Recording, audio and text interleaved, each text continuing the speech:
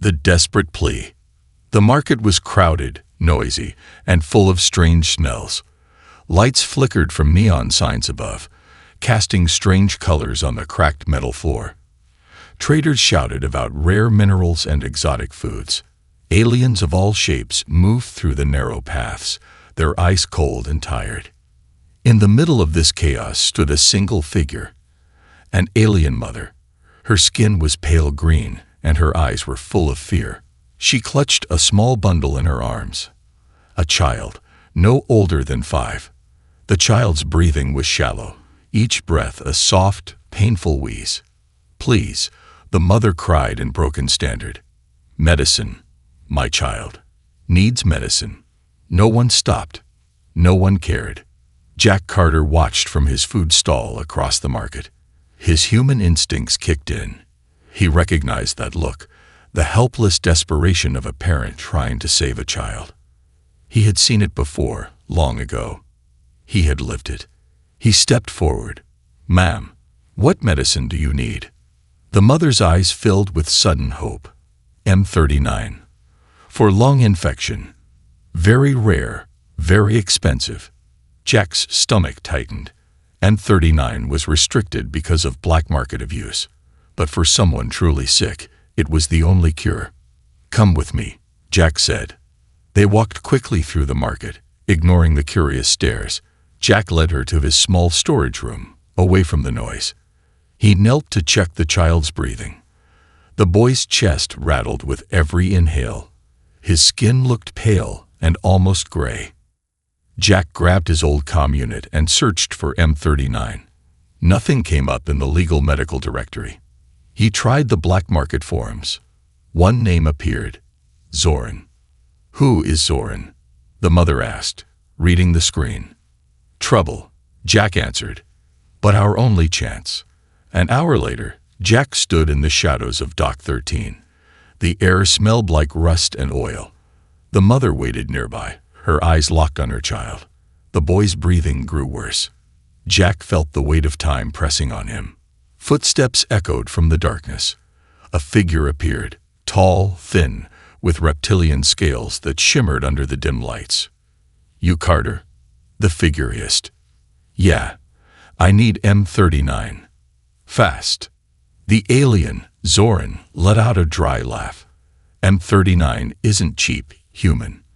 And the syndicate doesn't like people asking for it." Jack's jaw tightened. "I don't care. Name your price." Zoran's eyes glowed faintly. 50,000 credits. Jack felt his heart sink.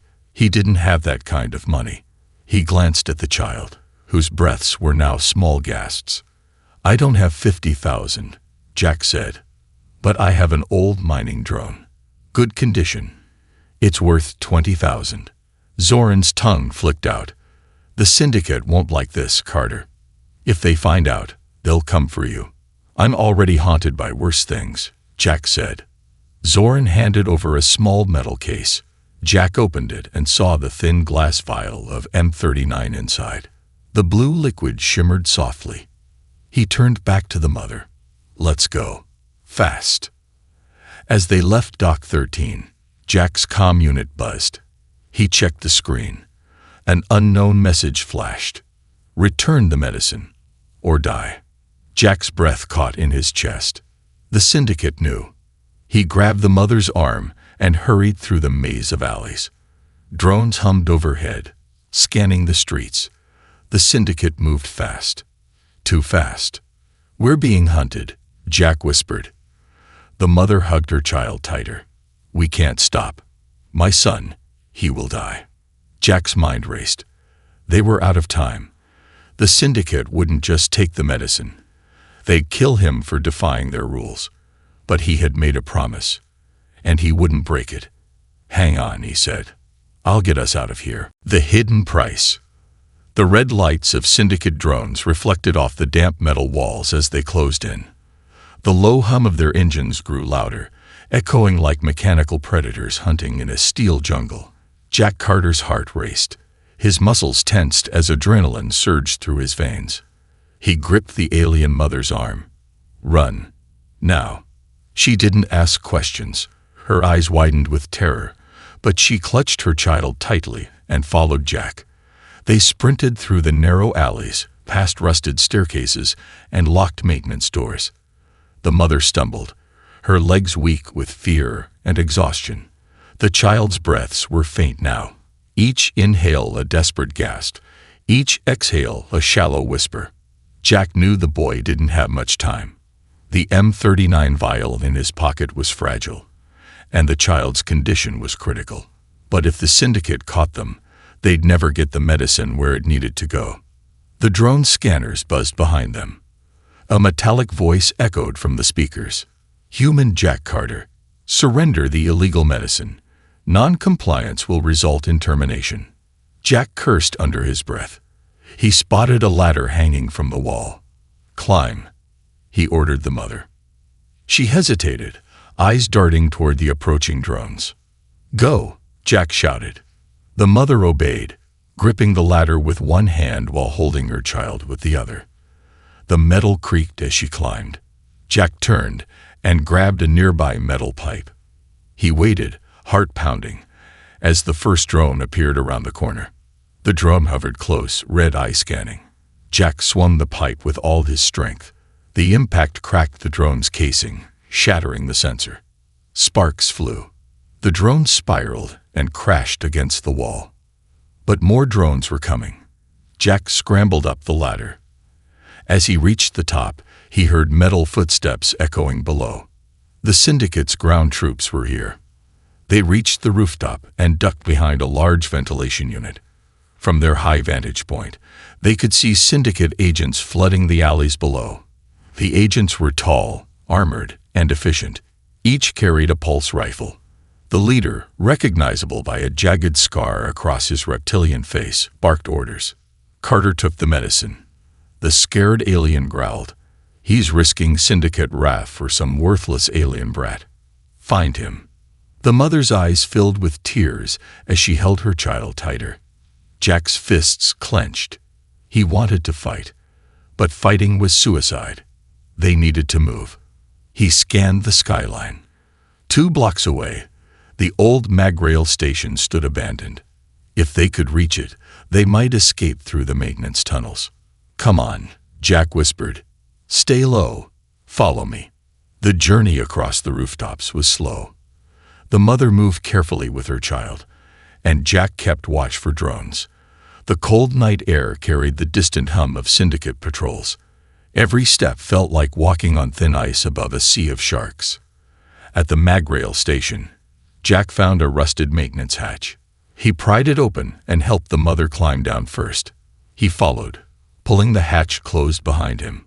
The tunnels were dark and smelled of rust and dampness. Jack activated his wrist light, casting a narrow beam into the shadows. The child's breaths were even weaker now, soft and labored. Jack knelt beside them. "We need to give him the medicine," the mother whispered. Jack hesitated. M39 was powerful. If administered too early, the body could reject it. If given too late, it would be useless. He checked the child's eyes, dull and unfocused. "We don't have a choice," Jack said. He took out the vial. The blue liquid glowed faintly. The mother's hands trembled as she cradled her son. Jack inserted the auto-injector into the vial and pressed it against the boy's neck. The injector hissed softly as the medicine entered the child's system. For a moment, nothing happened. The boy's breathing remained shallow. His chest barely moved. The mother sobbed quietly. Jack felt the sharp sting of helplessness. "Come on, kid," Jack whispered. "Breathe, please." Seconds stretched into eternity. Then the boy's chest rose with a stronger breath, and another. His pale skin gained a faint greenish tint of health. His eyes fluttered open slightly. The mother gasped. "He's breathing better." Relief washed over Jack, but it didn't last. From above, muffled voices echoed through the tunnel walls. The syndicate was searching the station. Jack motioned for silence. He moved toward a side tunnel, helping the mother stand. The boy remained weak but stable. The tunnels twisted and turned like a maze, After 20 agonizing minutes, Jack found a hatch marked Sector 5 refugee zone. He opened it carefully, and they stepped into a narrow corridor lined with makeshift shelters. Alien refugees sat in silence, their eyes hollow from hardship.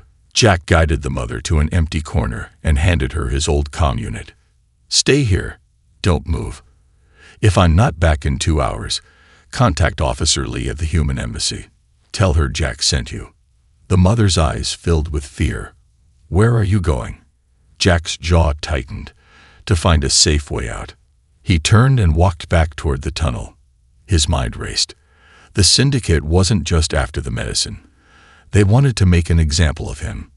He needed help, and he knew only one person crazy enough to get involved. Ethan Cross, an old war buddy. But Ethan had warned him before, "Don't get mixed up with the syndicate, Jack. They don't forget. They don't forgive." Now Jack had done exactly that. As Jack reached for his communicator, his wrist light flickered. His comm screen lit up with a new message. "We warned you, Carter. You've gone too far." Jack froze. The message wasn't just text. It was a live feed from inside the refugee zone. The camera showed the mother and child huddled in the corner. Behind them, a shadow moved. The chase begins. The glowing screen in Jack Carter's hand showed the syndicate agent standing behind the mother and child. The agent's pulse rifle was steady, the barrel aimed at the boy's fragile head. Jack's heart slammed against his ribs. Cold fear crawled through his veins. "Surrender now," the mechanical voice repeated, "or the child dies." Jack's thoughts raced. He was outnumbered, outgunned, and trapped in a maze of underground refugee tunnels. The syndicate had moved faster than he'd expected. They didn't just want the medicine back. They wanted to send a message to everyone who dared to break their control. He gritted his teeth. "Think, Carter. Think." His eyes darted around the dim tunnel. To his left, an old ventilation pipe rattled softly with escaping steam. His comm unit showed the agent's feed. It was from camera node 12, marked on the map as South Wing. Jack was in the North Wing. If he could move fast enough, maybe, just maybe, he could get behind them. He tapped his comm. "I'm coming. Don't hurt them. I'll meet you at tunnel crosspoint 4. The agent's voice crackled back. "You have 5 minutes, Carter. No tricks." The screen went dark. Jack turned and sprinted through the tunnels, heart pounding. He had exactly 5 minutes to outsmart the syndicate. The old maintenance schematics flashed through his mind. The south wing ventilation pipe connected to the storage room where the family was held. If he could reach the vent, he might get the jump on the agent. Jack skidded around a corner, nearly slipping on wet concrete. The air smelled of mold and machine grease. His boots splashed through puddles as he ran toward the vent shaft. Time felt like sand slipping through clenched fists. As he reached the vent, Jack crouched and pulled open the rusty grate. The metal groaned loudly. He froze. Footsteps echoed from somewhere nearby. Syndicate soldiers were sweeping the tunnels. He slid into the vent and crawled through the narrow space. The metal beneath him vibrated with distant footsteps. Sweat dripped from his brow as the confined walls pressed against him like a coffin. The faint wheeze of the ventilation system guided him. Ahead, he saw light streaming through the slits of the exit vent. He peered down. The mother sat with her back against the wall, cradling her son. The child's breathing had improved, but he was still weak. The syndicate agent stood 5 feet away, finger resting on the trigger of his pulse rifle. His reptilian face was half hidden by a reflective helmet. His body language was relaxed, but his aim was perfect. 2 more syndicate soldiers guarded the entrance, rifles ready. Jack's pulse quickened. He counted silently. 3 enemies, 1 pistol, 1 pipe wrench, and surprise. He steadied his breathing and slowly drew his compact pistol. The weapon hummed softly as it charged. 1 shot. "Make it count." The child whimpered softly. The agent turned slightly toward the noise. Jack took the shot. The bullet hit the agent's helmet with a sharp crack, shattering the visor. The agent screamed as he fell backward. Jack kicked the vent open and dropped down, landing hard. His knees ached, but adrenaline kept him moving. Before the other guards reacted, Jack swung the pipe wrench at the nearest soldier, hitting him across the jaw. The alien collapsed with a guttural grunt. The third soldier fired. Jack dove to the side as blue energy crackled past him, scorching the wall. He rolled and fired his pistol twice. One shot missed. The second struck the soldier's leg. The alien dropped, howling in pain. The agent with the shattered visor groaned and reached for his weapon. Jack rushed forward, stomped on the agent's arm, and grabbed the fallen rifle. He turned to the mother. "Get up. We have to move." The boy stirred slightly in her arms. The mother nodded, her eyes wide with shock, but her body fueled by pure maternal instinct. They sprinted down the corridor. Behind them, the wounded agent shouted into a comm unit. "Carter's headed for the west tunnels. Cut him off." Jack cursed. The syndicate was already repositioning. They had nowhere to run. Up ahead, the tunnel split into two paths. One led toward the refugee dormitories, dead ends. The other led toward the old cargo lift. Jack chose the cargo lift. The metal elevator stood rusted and partially collapsed, its platform hanging loosely by two cables. The controls were smashed. Jack yanked on the manual release lever. The gears groaned. The platform shuddered downward, exposing a narrow shaft that descended into darkness. "Climb down," Jack ordered. The mother hesitated for only a second, then swung herself onto the platform with the boy. Jack followed, sliding down the steel cables. The metal burned his hands, but he didn't let go. Above, shadows appeared at the tunnel entrance. Pulse rifles fired. The walls sparked as blue energy streaked past them. The platform jerked downward suddenly. The cable screeched. Jack lost his grip and slammed onto the platform beside the mother. Pain shot through his shoulder. The platform snapped free and plummeted into the dark. The mother screamed. Jack threw his arm around her and the boy, shielding them as the elevator crashed to the floor below. Dust and metal fragments filled the air. Jack coughed and sat up. His shoulder throbbed, but nothing seemed broken. The mother groaned beside him. The boy stirred weakly, blinking in confusion. High above, syndicate agents peered down the shaft. One agent aimed a rifle. Jack fired first. His shot hit the cable housing. Sparks erupted. The remaining elevator cables snapped. The metal support beams groaned. With a deafening screech, the ceiling collapsed into the shaft, blocking the syndicate's view. They sat in the dark, breathing heavily. The boy coughed softly, but with more strength than before. The medicine was working. Jack activated his wrist light. The beam revealed a service door marked Maintenance Access, District 7 Outskirts. "We keep going," Jack said. "We're not safe yet." The mother squeezed his arm. "Thank you," she whispered. Jack said nothing. His mind was already racing ahead, trying to plan the next move. The syndicate wouldn't give up. He needed help, and there was only one person left who owed him a favor. Ethan Cross. But Ethan was deep in syndicate territory, and he hadn't forgiven Jack for what happened on Europa 5. The betrayal. The maintenance tunnel stretched ahead, like an endless metal throat, cold and damp. Jack Carter's wrist light cut through the darkness, revealing rusted walls and tangled cables. Each step echoed faintly, making every sound feel like a threat. Behind him, the alien mother walked in silence, cradling her child against her chest. The boy's breathing had improved, but his small body was still weak. The M39 medicine was working, but not fast enough. If they didn't find safety soon, the syndicate would finish what the illness had started. Jack's mind raced. The syndicate was still hunting them, and they had resources, drones, soldiers, and a network of informants. He needed backup, and only one name came to mind: Ethan Cross.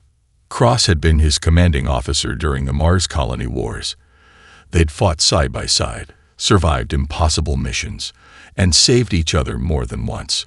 But the last time they spoke, it hadn't ended well. "You shouldn't get involved with alien refugees, Jack," Ethan had warned years ago. "The galaxy doesn't care about compassion. It cares about power." Jack had ignored that advice. He believed in saving lives, not just human lives, but any life that needed help. That belief had cost him his career. Ethan never understood. Still, Jack had one card to play. Ethan owed him a life debt, and debts like that didn't vanish, even when trust did. He pulled out his comm unit and opened an encrypted channel. The signal crackled. "Cross, it's Carter. I need extraction. Coordinates inbound." Silence. Then a voice. "Carter? Thought you were dead." "Not yet, but that could change soon." Ethan sighed. "Syndicate, yeah. They want the medicine I took." "Stupid move, Jack." Jack glanced at the mother. The boy's eyes were half open now, the medicine slowly fighting the infection.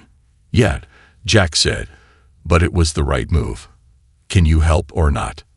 Ethan hesitated. "Meet me at Dock 17 in 2 hours. And don't bring trouble." "Trouble's already here," Jack muttered as the call ended. They walked for nearly an hour, following the maintenance signs toward Dock 17. The air grew warmer as they neared the old cargo port, abandoned after the war. Jack tried to ignore the growing sense of unease in his chest. Ethan was a lot of things. Practical, sharp, dangerous. But he wasn't the type to help without asking why. The mother broke the silence. "This Ethan, can he be trusted?" Jack forced a smile. "He used to be the best man I knew. Now, I guess we'll find out." They reached Dock 17 5 minutes early. The dock was massive, with towering cranes frozen mid-task, their metal arms rusted and broken. Stacks of forgotten cargo crates lined the walls. The only light came from the glow of the gas giant above, shining through the cracked ceiling panels. Jack's instincts prickled. It was too quiet. He guided the mother and child behind a stack of crates. "Stay here," he whispered. "If something goes wrong, run." The mother didn't argue. She knelt, holding her child close. Jack stepped out into the open. His pulse quickened. He scanned the shadows for movement, then raised his hand slightly as a figure emerged from behind a crate. Ethan Cross. The man hadn't changed much. Broad shoulders, short dark hair, eyes that seemed to see everything. A scar now crossed his right eyebrow. He wore civilian clothes, but Jack spotted the slight bulge of a concealed weapon under his jacket. "Carter," Ethan said, voice flat. "You're really bad at staying out of trouble." Jack gave a humorless chuckle. "Yeah, well, trouble finds me." Ethan's eyes shifted toward the crates where the mother and child hid. "That the alien kid you risked your life for?" Jack's jaw tightened. "Yeah, his mother too. They didn't deserve to be left to die."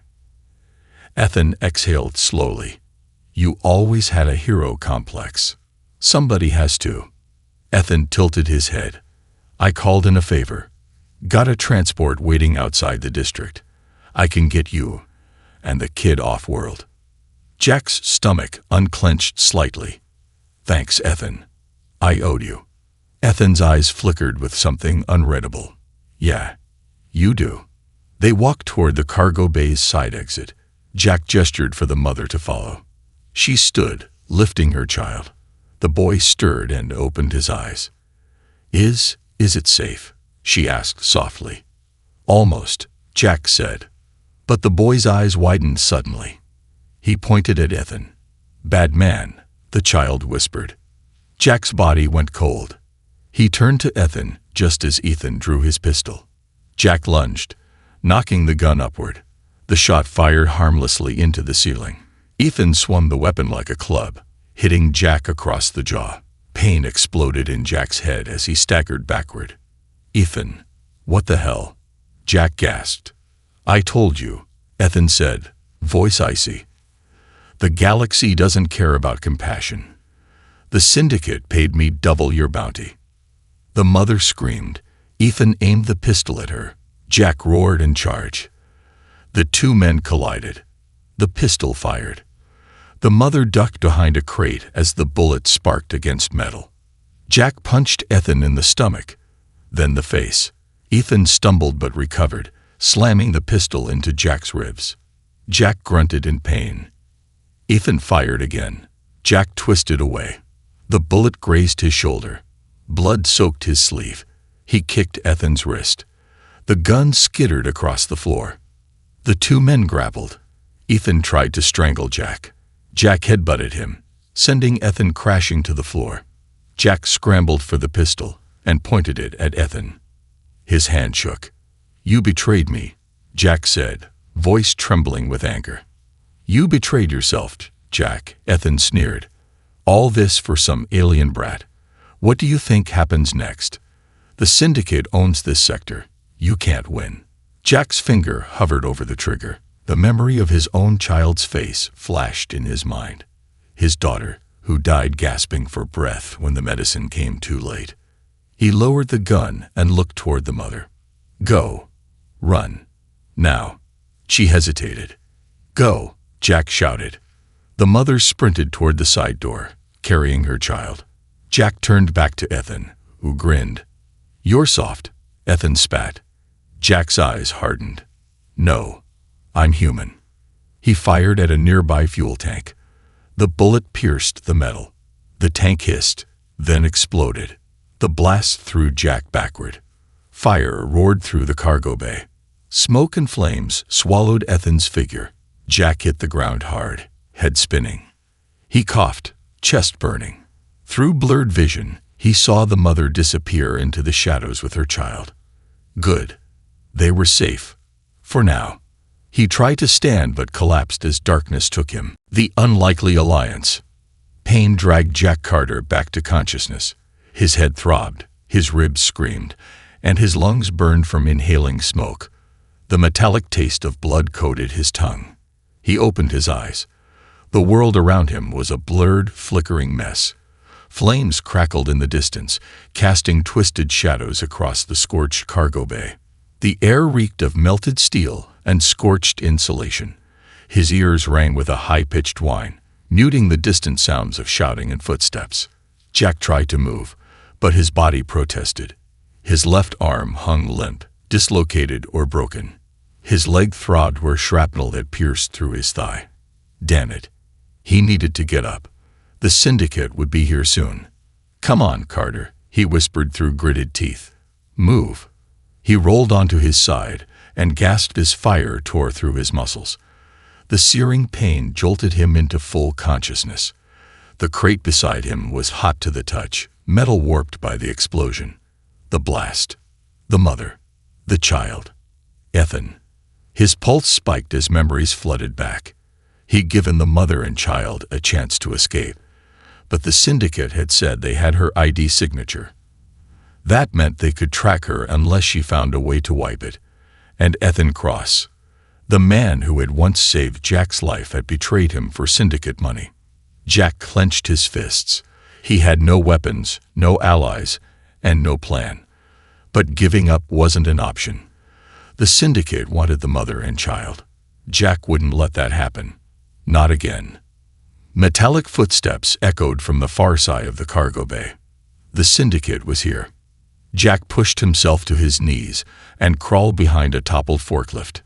His vision swam. Blood trickled down his arm. He peeked through the gaps in the machinery.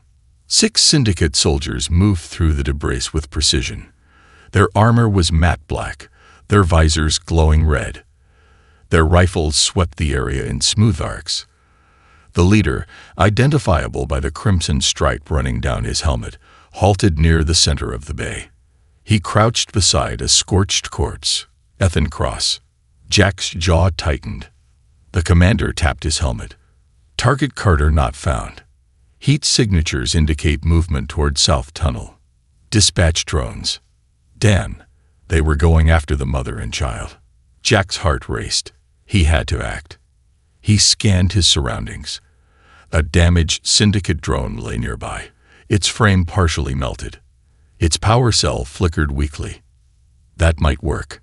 Jack crawled to the drone, pried open the casing with his fingers, and disconnected the power cell. The core hummed softly in his hands, a miniature reactor, unstable and volatile. He set the power cell against a steel pipe and yanked a shard of metal from the drone's targeting system. Sparks flew.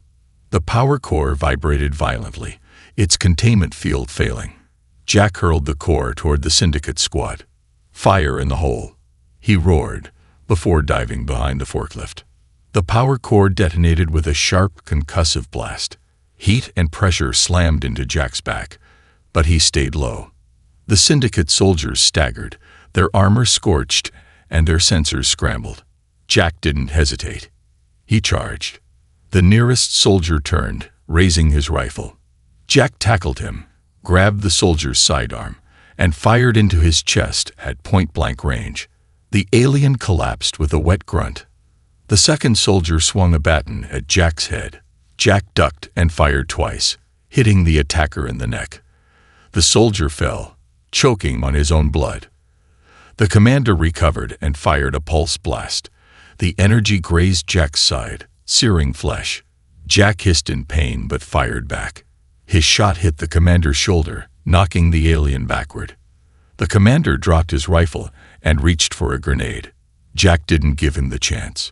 He lunged forward and slammed the pistol butt into the commander's visor. The glass cracked but didn't shatter. The commander swung wildly, catching Jack across the jaw.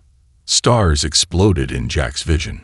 He stumbled, but instinctively fired again. The bullet struck the commander's helmet, shattering the visor. The alien staggered. Jack ripped off the damaged helmet, revealing pale, scaled skin and furious yellow eyes. "You can't save them, human," the commander hissed. "We have her biometric ID. She can't hide." Jack leveled the pistol. "We'll see about that." He fired. The commander collapsed. Jack stumbled away from the carnage. He needed help, and fast. His comm unit was damaged, but he patched it into the fallen commander's wrist console. Static crackled through the channel until a distorted voice answered. "Who is this?" "Name's Carter. I need a ghost signature erasure. Fast." The voice hesitated. "That's expensive." "I have syndicate command codes," Jack said, pulling the encrypted chip from the commander's gauntlet. "Payment in full if you erase the ID signature of an alien mother and her son. Now." The voice whistled softly. "You're playing with fire, Carter. But I like fire. Send the data." Jack transmitted the data. His chest heaved as he waited. Time stretched. The voice returned. "ID signature erased. They're ghosts now." Jack exhaled deeply. "Thanks." "Don't thank me. If the syndicate learns you did this, you're a dead man."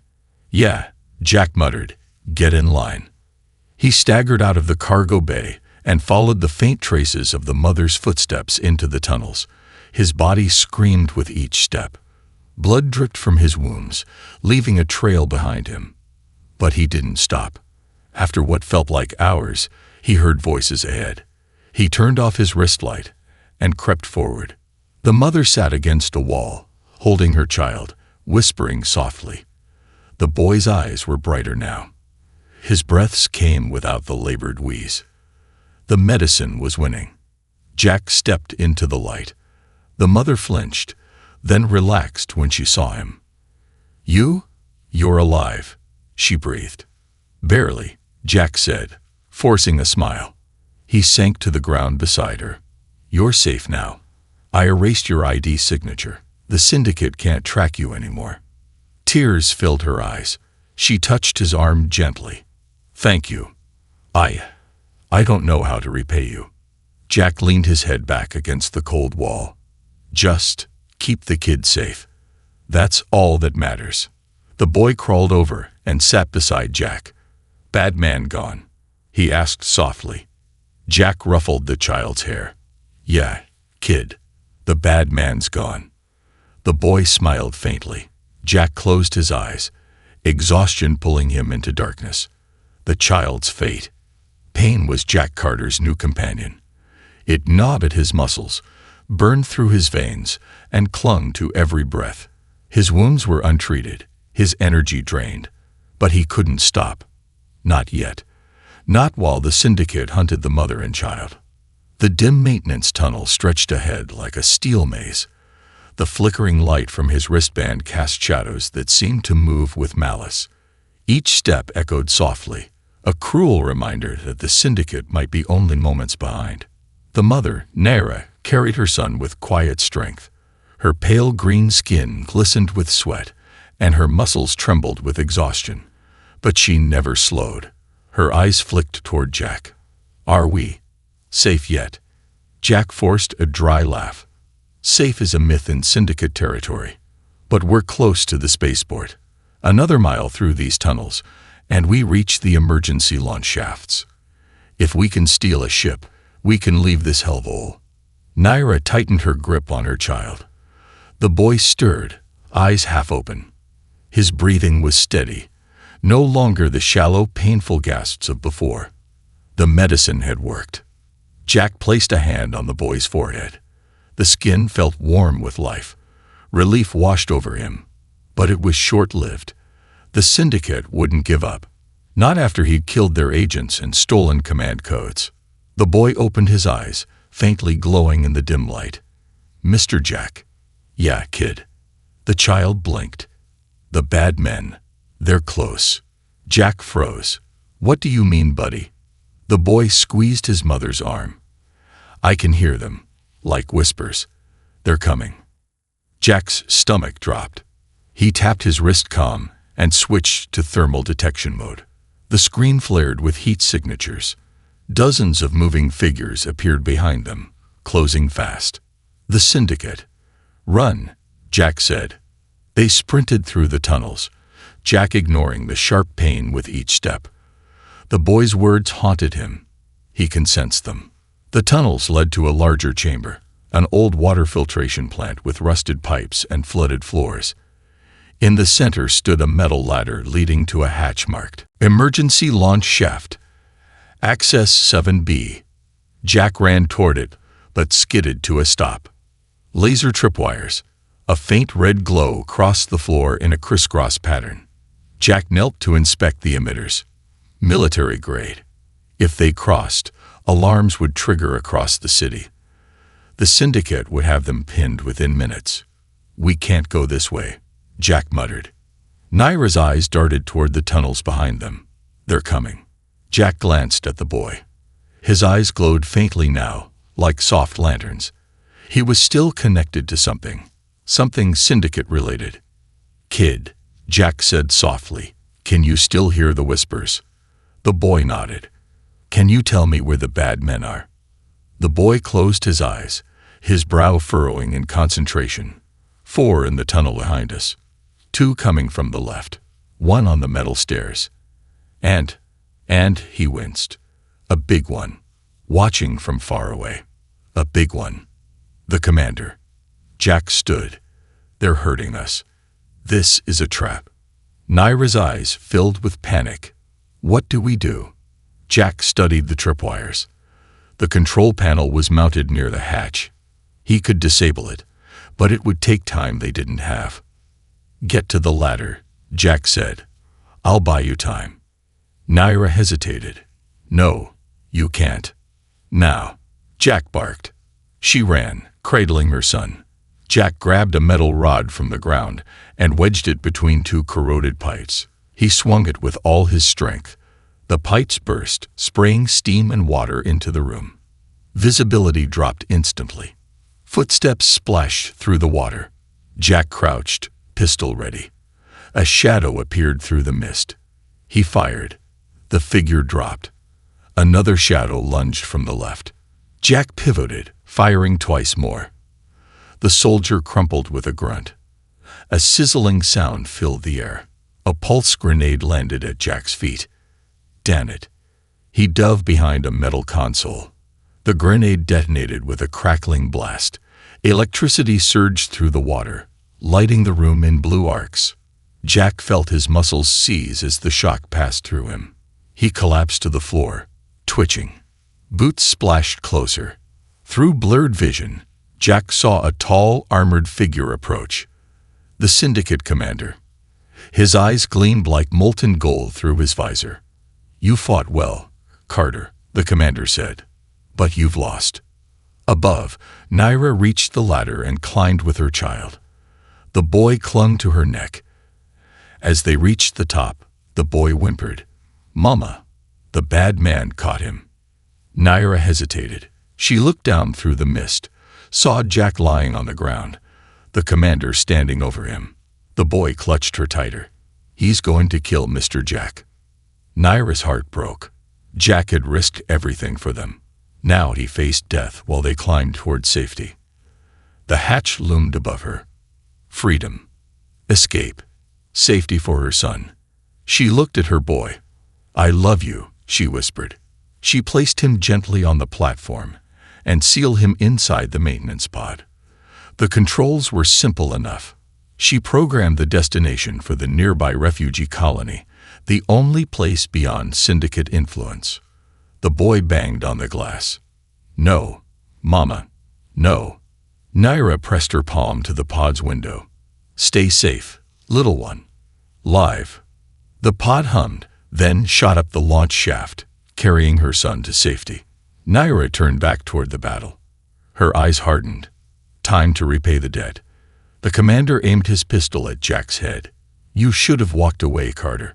You can't save them all." Jack glared at him. "Maybe not, but I saved that boy. And that's enough." The commander smirked. "Is it?" The pulse rifle hummed as it charged. A sharp clang echoed through the chamber. The commander turned his head slightly. Naira dropped from the catwalk above. She held a rusted metal pipe and swung it with all her strength. It struck the commander's neck with a sickening crack. The commander stumbled. "Run, Jack," she screamed. Jack pushed through the pain. He grabbed the commander's discarded rifle and fired. The blue energy bolt slammed into the commander's chest, sending him crashing into the wall. Naira reached Jack and helped him stand. "We have to go," she panted. "No," Jack said. "We finish this." He limped to the commander, who groaned and tried to rise. Jack pointed the rifle at the alien's head. The commander sneered. "Killing me won't stop the Syndicate." "No," Jack agreed, "but it'll feel damn good." He pulled the trigger. The energy blast tore through the commander's skull. His body collapsed into the water, lifeless. Naira helped Jack toward the ladder. Syndicate voices echoed from the tunnels, shouting in panic. Their leader was dead. Their coordination would collapse, for now. As they reached the ladder, Jack slumped against the wall. His vision darkened. The boy. Naira smiled through tears. "Safe. I sent him away." Jack exhaled with relief. "Good. That's good." The world blurred as unconsciousness took him again. The reward of compassion. Jack Carter woke to the sharp smell of antiseptic and the faint hum of medical equipment. His body felt like lead, pinned by invisible weights. His vision swam as sterile white lights stabbed at his eyes. He blinked until the room sharpened into focus. He was lying on a medical cot in a small, dimly lit clinic. The walls were reinforced steel, the air recycled and dry. A hidden refugee med bay. His wounds had been treated. His arm was in a sling, his ribs wrapped tightly. A thin IV tube snaked into his wrist. Naira sat beside him. Her face was pale, her eyes hollow with exhaustion, but when she saw his eyes open, relief softened her expression. "You're awake," she whispered. "Yeah," Jack rasped.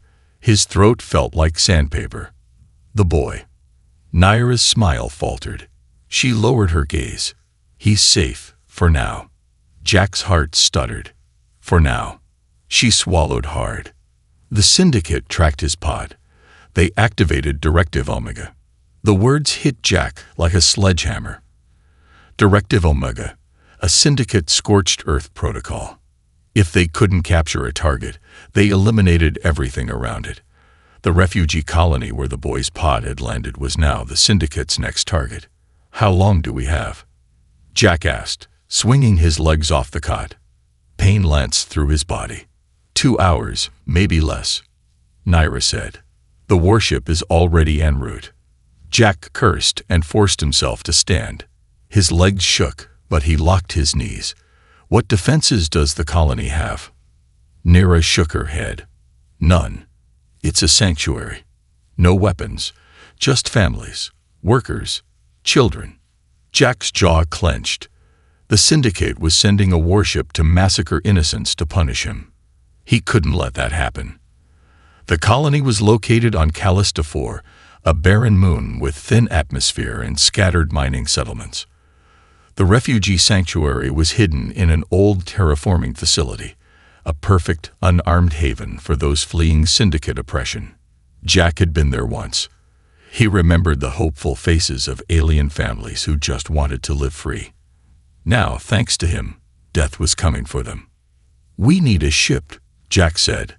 Naira gestured toward the corner of the clinic. I already found one. A battered cargo hauler. It's slow but armed with old mining lasers. Jack gave a grim smile. That'll have to do. The cargo hauler, Valkyrie's Mercy, groaned in protest as Jack powered up the engines. The cockpit smelled of burnt wiring and stale air. Naira sat beside him, fingers flying across the navigation controls. Course locked, she said. The Syndicate warship will reach Callista 4 in 90 minutes. We'll arrive 10 minutes later. Not good enough, Jack muttered. He pushed the engines beyond their safety limit. The ship shuddered as the reactor whined in protest. Come on, old girl, Jack whispered to the ship. Don't break on me now. The stars blurred as the hauler accelerated toward the colony. As they flew, Jack opened the comm line to the colony. A frazzled-looking human administrator appeared on the screen. Who are you? The man demanded. Jack Carter. I know you've got a child in an escape pod who arrived an hour ago. The Syndicate's coming. You need to evacuate. Now. The administrator's eyes widened. We're a neutral settlement. The Syndicate doesn't care, Jack snapped. Get everyone underground. The administrator hesitated, then nodded and disappeared from the screen. The hauler reached Callista 4's orbit just as the Syndicate warship dropped out of hyperspace. The enemy vessel was massive, sleek, and painted black as midnight. Its forward cannons glowed faintly, charging. Jack's pulse spiked. They're going to glass the colony. The Valkyrie's Mercy was tiny in comparison, like a gnat attacking a dragon. But mining lasers, if concentrated, could pierce the ship's hull if they hit a weak point. Jack guided the hauler directly toward the warship. Naira's eyes widened. You're going to ram them. Not exactly. We're aiming for their sensor array. Without sensors, they can't target the colony. The hauler's engines roared as Jack set the collision course. The warship's weapons locked onto them. Brace, Jack yelled. The warship fired. Blue energy beams streaked toward them. Jack rolled the ship, avoiding the first blast. The second clipped their wing, sending sparks across the dashboard. Firing lasers, Naira shouted. Twin beams of concentrated mining lasers struck the warship's sensor tower. The metal plating melted and cracked. The Syndicate's weapons faltered. The warship's targeting systems flickered as sensor nodes exploded. They're blind, Naira said. Jack exhaled. For now. But we need to finish this. The warship launched fighter drones, sleek, deadly machines. They screamed toward the hauler. Jack gripped the controls. We can't outfight them. But maybe we can outthink them.